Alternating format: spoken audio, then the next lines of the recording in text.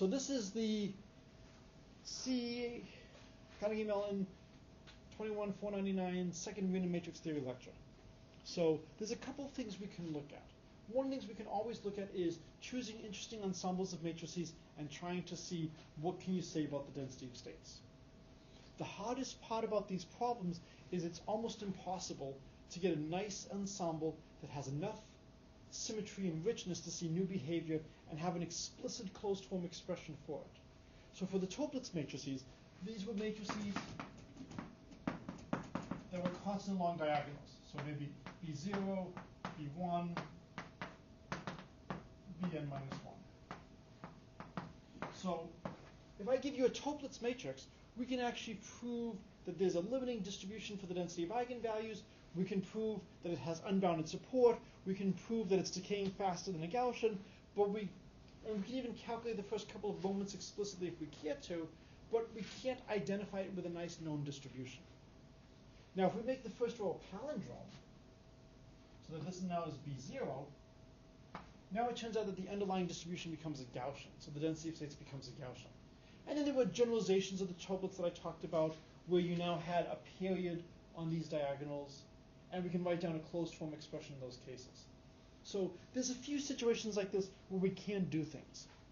But in general, it's going to be very hard to take an ensemble and write down a closed form expression for the density. So if you want to work on a specific ensemble of matrices, I can give you a couple of possibilities to look at. Almost surely you will not get something nice in the end, not because of any lack of ability on your part, but just because most of these underlying distributions just don't have nice closed form expressions. But if you happen to find one, it's very exciting. We did some stuff recently with the checkerboard matrices, and that had a little blip that was traveling, and it had a nice limiting distribution.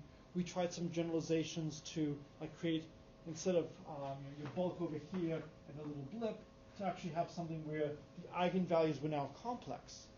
And you almost had like a circle in the middle, and then like Saturn, a thin ring of eigenvalues in a band going off to infinity. So there are shapes and stuff like this that you can play with. What excites me the most is trying to come up with an analog of convolution of L functions on the random matrix theory side. And this is a new type, I think, of operations. I think once in my research, I did find a name for this operation. And so we would have to check again. There's lots of ways to combine matrices. One is the Kronecker product, where I believe you just multiply component-wise. And in a paper I did with a couple of colleagues a few years ago, we actually looked at something like this with d-regular graphs, and we got some very interesting results. And so we had like a weight matrix, and the weights were chosen from a nice distribution. And then we had the adjacency matrix of a d-regular graph. So recall a graph is d-regular if every vertex is connected to exactly d other neighbors. We will not allow a vertex to be connected multiple times with another vertex, and you cannot be connected to yourself. It turns out that the distribution of eigenvalues of a d-regular graph converges to to a semicircle as d goes to infinity. And the question we had was, what weight matrix do we need to choose so that this distribution would converge to a semicircle? And the interesting thing was, when we were doing the calculations, the first 7 moments for the probability distribution here were the same as the first 7 moments for the semicircle. So it looked really interesting. Maybe the correct weight to get the semicircle is the semicircle. No, when you get to the 8th moment, there's a correction term of size, like 1 over, I think it's like 128 d squared. But it was a nice example of something that matched for the first 7, because there really wasn't enough room to move around. And once you got up to the 8th moment, then you had enough freedom that something new emerges. And a lot of what I'm trying to do tonight is just give you a sense of what's out there for problems. And then you can decide, oh, okay, I want to read more about this. I'm going to shoot Professor Miller an email. Can you give me something to look at for this? So sometimes behavior can change. What I want to do is, instead of looking at the Kronecker product, we're calling this the disco of 2 matrices. So the disco of AB is the new matrix A, B, B, A. And as soon as I write this, you can see there's got to be some constraints about the sizes of A and B. Right? And so we'll always assume A and B are both n by n matrices. And the question is, what can you say about the distribution of the eigenvalues of the disco of A and B based on the distribution of the eigenvalues of A and B? So this should kind of remind you almost of chemistry. I've got my atoms, I'm combining my atoms to make molecules. What can I say about the properties of the molecules given the atoms? And of course, you could do things more complicated than just the disco of AB. Once we have this, what if I had 3 matrices or 4 matrices? What if I had a more interesting pattern than just ABBA? How will this affect the underlying distribution? The inspiration for this, and I don't want to go into too much detail because it's just the inspiration. Has everybody here seen the Riemann zeta function? Who here has not seen the Riemann zeta function? Okay. So I'm going to put you on the hot seat. Okay, so it's defined as the sum of all integers of 1 over n to the s, if the real part of s is greater than 1. And it turns out this is also the product over all primes of 1 minus 1 over p to the s inverse. Okay? It is now 2019. We have passed January 1st. What is the next integer after 2019? 2020. Very good. Very fast, right? And the next integer after that? 2021. Excellent. What's the next prime after 2019? 2023? I don't know. Good guess. Why couldn't it be 2021? Oh. Yeah. I thought it was. Yeah, I had actually written these down a few days ago because I needed them for something else. It's not easy to find the next prime. It is really easy to find the next integer. There is no mystery in the distribution of integers. In fact, I even have a formula, I'll share it with you, for the nth integer. Okay? The idea is because we know the integers so well, maybe, because this is the same as this product over primes, we can pass from knowledge of integers to knowledge of primes. And that's why the Riemann zeta function is so important. It turns out that this is just one of many functions that have encoded in them things of arithmetic number theory interest. And you can look more generally at what's called an L function. And it will also have a sum, and it'll be, a f of n over n to the s. And it'll be a product over primes of some local factor L, Fp,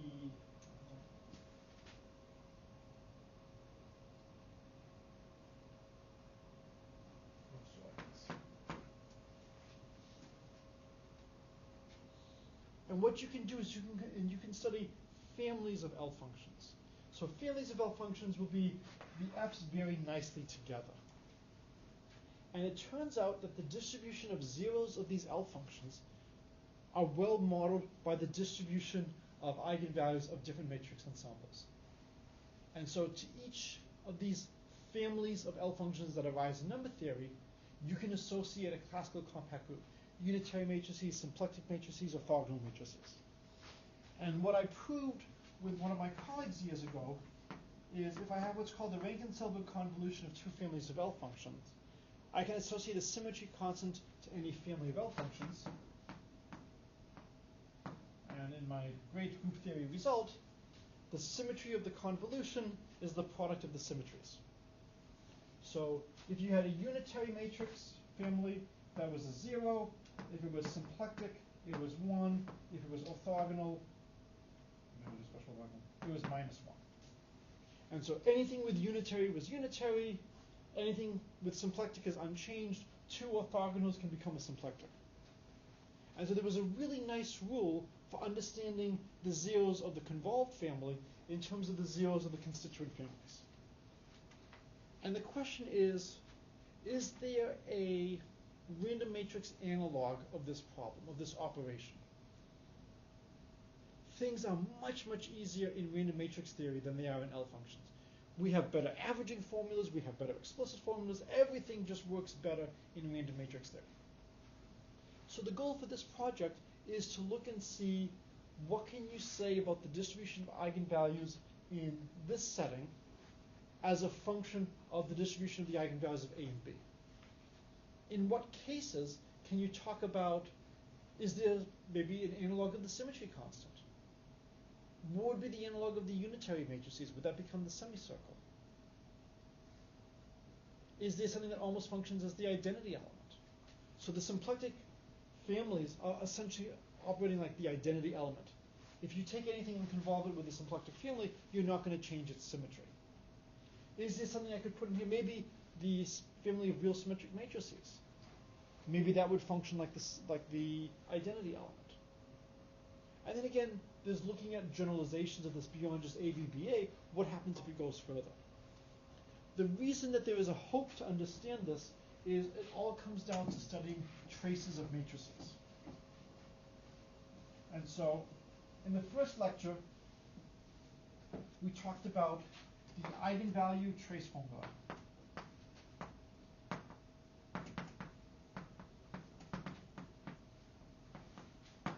Right? So, the trace of A is the sum of the eigenvalues of A. And if I want to calculate the trace of A to the K, it's just the sum of the kth power of the eigenvalues. So this is a wonderful result. This is a polynomial in the matrix elements. This is essentially the kth moment of the eigenvalues. If I want it to be the kth moment, I would just divide by the size of the matrix. Not a big deal. And the hope is that if you understand the moments of a distribution, you understand the distribution. This is not always the case. But if you know enough moments, the hope is that you should be either able to understand the distribution perfectly or quite well. Imagine I tell you you have a class of 2 people and the average score was a 90. What do you know? We'll assume the maximum score is 100 and the minimum score is a 0. Neither of them could have scored less than 80. Neither of them could have scored less than 80. So you actually already have some information just by knowing the mean. What if I tell you the mean was 50? That's less useful. It's less useful. You could have had one really good student and their counterbalance. Right? But now, I think that's the polite way of saying it, right? You don't want to make anybody feel bad. What if I tell you now, not just the mean, but the variance, or the standard deviation, which is equivalent, it's the square root? Well, with 2 students, if I know the mean and I know the standard deviation, I can figure out what the scores are exactly. If I had 3 students, I wouldn't be able to do it exactly, but I would still have a good amount of information. I would need more moments, and if I knew more moments, then I could figure things out exactly. And so over here, the hope is that by understanding the trace of A to the K, we're getting information about the kth moments, which should give us information about the limiting distribution. When you look at this and you expand things out, you want to write things like the trace of this new matrix in terms of traces of A to powers and B to powers. And it will turn out that it will often be tractable. But what do you have to be careful about with 2 matrices?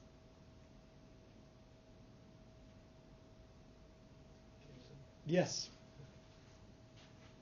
So it is not always the case that matrices commute when you multiply. One of the greatest formulas in mathematics, which we will not use, but you should at least be aware of, is there is a formula for e to the a times e to the b. Oh, I'm seeing some people know. You've seen this formula? Baker, Campbell, Hausdorff? Yeah. Outstanding. No, I was thinking something. So it's e to the a plus b plus 1. And it involves what's called the commutative AB. The commutative measures how far A and B are from commuting. So the commutative of AB is AB minus BA. And you have the commutators and then commutators of commutators, and you have this infinite series. It's beautiful. They frequently do it with, AT and BS, and then putting things there in terms of T and S and powers of that. If the matrices commute, all the commutators are 0, everything collapses, and this reduces to the result of the real variable. E to the x, e to the y is e to the x plus y. So there will be potentially some issues with the non-commutativity. So step one would be to look at the notes from the students who worked on this last summer, see what they've got, and then see how far you can push it. For which choices, and just a lot of it is, if we have a lot of people, that's great. Let's do it methodically. Let's put in different choices for A and B. One choice maybe is always the semicircle. And then one choice might be D-regular graphs, or it might be Toeplitz matrices, or it might be these period matrices, or it might be the D-regular graphs, or the weighted D-regular graphs, and see what can you put in, and will you have any analog of the number theory. If we can find an analog, that would be phenomenal. If we can't, we'll still see hopefully some interesting stuff. And then the question is, what other patterns could you look at? ABBA has the advantage of being real symmetric, if A and B are themselves real symmetric. And it's always a danger what you remember from linear algebra, but the eigenvalues of real symmetric matrices are they're real, which means you can order them, which means you can talk about spacings between them. And that's one of the reasons why we like them so much more than complex Hermitian matrices. But maybe we should just own up, be adults, and allow our matrices not to be real symmetric. And then there are generalizations of the semicircle law for matrices that are not real symmetric. And so maybe it's too much to insist. So this gives you basically two ways this can go. One way is to try to look at specific ensembles of matrices, and then the other is to try to find a good operation to combine matrices. This may not be it. I think this has promise to it. I think it's worth investigating, but you might find that when you look at this, you might want to switch to something else. Okay. Any other questions on this?